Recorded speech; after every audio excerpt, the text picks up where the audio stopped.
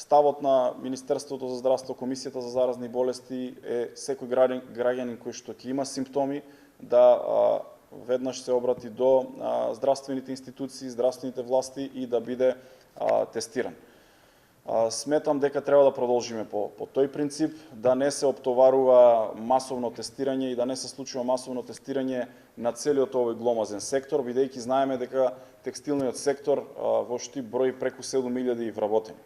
Тоа е сериозна бројка и тоа е број кој што навистина е голем за наеднаш да се земи и да се тестира. И вториот момент е тоа што доколку се истестираат сите, не мора да значи дека после 7 дена или после 5 дена нема да се случи некој од негативните да биде заразен. Така што тоа не е никаква гаранција и заради тоа треба да се таргетираат оние кои што имаат симптоми, да се пријават, веднаш да останат во изолација и тогаш да се тестираат.